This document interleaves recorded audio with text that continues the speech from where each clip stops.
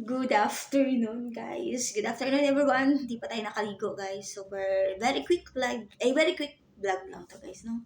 So, ang atong napalit na TNW, 837 na sana gagamitin ko sa pagla-live at paggawa ng vlog doon sa tindahan dahil super ingay dahil yung ating TNW 837 ay mayroon siyang noise reduction. So, hindi natin magagamit dahil hindi siya gumagana o hindi siya compatible sa aking cellphone. Pero, Aura Share, nakakuha tayo ng earphone. Aura Share siya, guys. Ito. Ayan, ito siya, guys. Kita ba? Aura Share. Ito siya. So, may noise reduction din to. Try natin, guys, no? Kung capable siya sa ating cellphone. Gagamitin ko to mamaya dahil kailangan ko talaga mag-survive sa paggawa ng vlog dahil dito ako umaasa na magkakaroon ako ng mansion.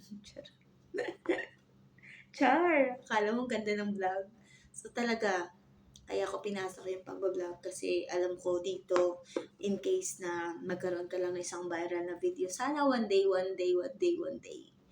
So magkaroon tayo ng viral na video at sana one day, gumaling na ako sa pag-vlog. Nahihiya pa kasi ako until now. Pero hindi na ganoon, masyadong awkward. Dahil na marunong ako nakakapag-vlog na ako kahit sa labas. Kaso wala talaga akong time. Wala akong maisip. Hindi gumagana ang utak ko, mabagal. Charot.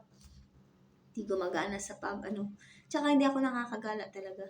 Kasi work ako ng work. So itong Aura Share natin, hindi ko muna bubuksan. Pero ito yung pang-reversible natin. Tama ga? Yung ipapalit ko muna dun sa ating TNW A37 dahil hindi siya gumagana. So, kailangan ko siya, guys, ng noise reduction talaga. Kasi pagdating doon sa mas madami akong time sa labas.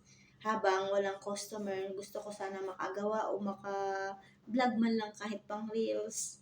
Kahit mag-upload man lang ako sa aking TikTok. So, hindi ko magagawa dahil super ingay. Meron kasi doon mga performer every day, every night. Start ng pagdating pa lang namin doon, naka-install na yung mga music, yung mga sound system nila kasi sobrang ingay siya.